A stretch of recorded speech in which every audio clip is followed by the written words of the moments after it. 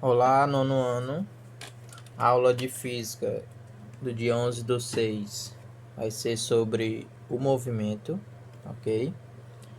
Então, vamos começar aqui, né? Então, vamos entender o que é o movimento, né? Saber quando um objeto, um corpo está em movimento ou não.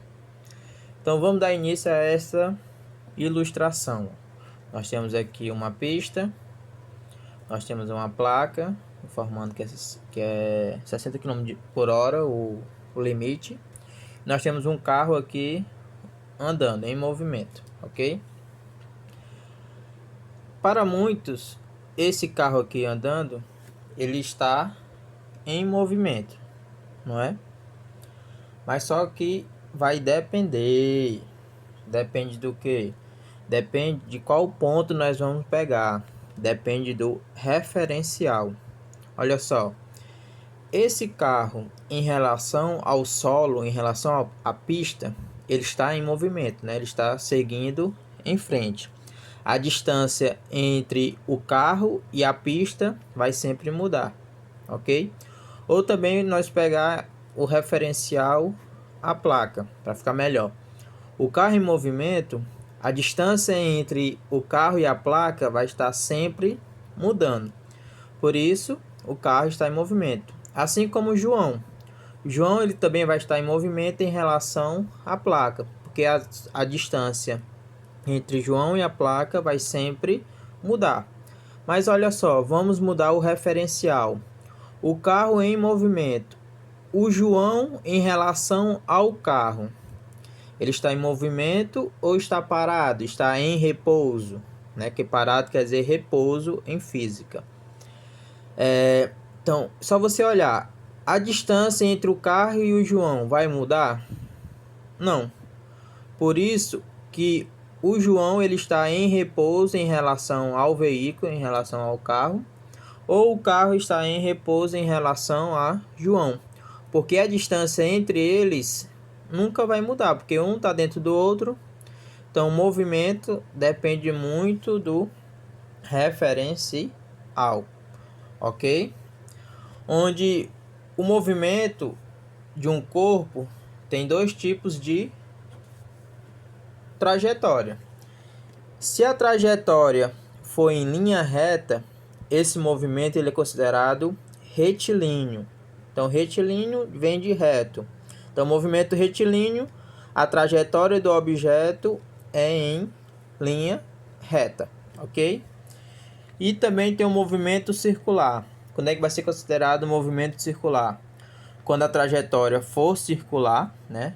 For um círculo, ou se ela for elíptica. Tá aqui, ó. Isso aqui é um elíptico.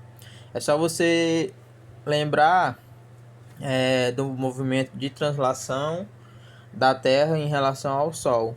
A sua trajetória ela é elíptica, ela não é circular. Então tem dois movimentos que pode ser considerado movimento circular, ok?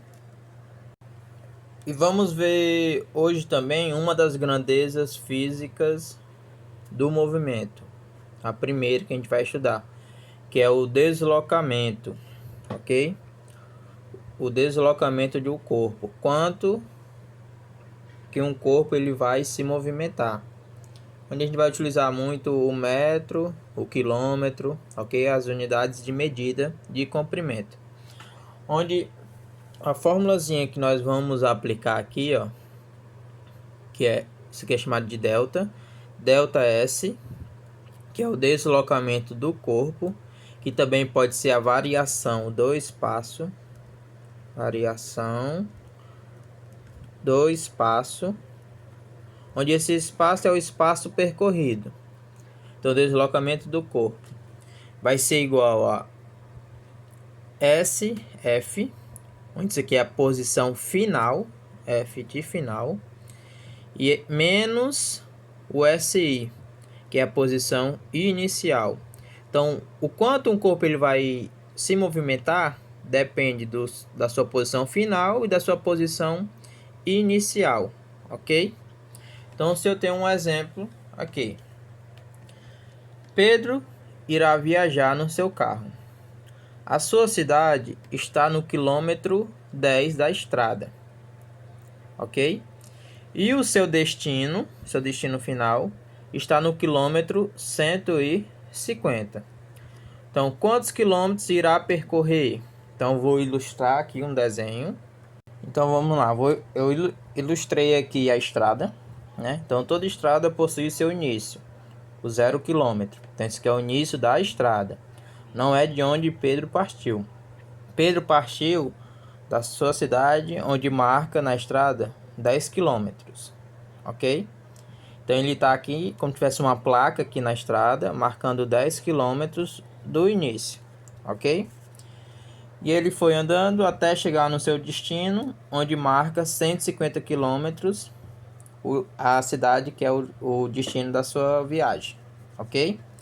Então queremos saber qual foi o seu deslocamento, da onde ele partiu até onde ele chegou, que é o ΔS, deslocamento.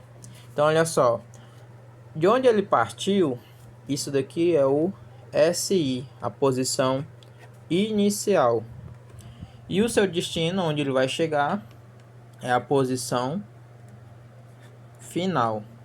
Então, para sabermos o ΔS, o deslocamento, que é a forma que a gente viu lá em cima, posição final menos a posição inicial. Então, quanto vale a posição final? 150 quilômetros. Menos a posição inicial, 10 quilômetros.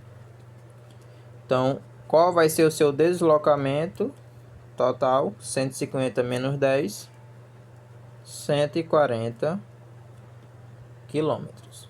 Ok? Então, esse foi o deslocamento total de Pedro. Se Pedro tivesse partido do zero, aí sim, do 0 até o 150, ele teria andado 150 km. Mas como ele partiu do quilômetro 10, ok? Então, tem que fazer a posição final menos inicial. Então, dando um total de 150 km. Se a questão pedisse esse valor aqui em metros. Então, olha só. Lá nas unidades de comprimento que a gente já estudou, quando a gente quer transformar de uma unidade para outra, nós precisamos saber a tabelinha. km, que é quilômetro, hm, hectômetro, DAM, decâmetro, m, metro, dm, decímetro, cm, milímetro e mm, milímetro. Então, com essa tabela nós podemos transformar. Então, se eu quero transformar de quilômetro para metro, então é só você ver quantas casas precisa andar. Nós estamos aqui, ó. Então, 1, 2, 3 casas para a direita. Então, nós temos o 140. Então, a gente vai movimentar a vírgula. Quando a vírgula não aparece, ela está aqui do lado direito. Então, vai andar 3 casas para a direita. 1, 2, 3. Então, com esses espaços, você faz o quê? Acrescenta zeros. Então, 140 km é a mesma coisa de 140 mil metros, ok? Então, com essa aula, espero que todos consigam tirar suas dúvidas e que façam atividade de casa.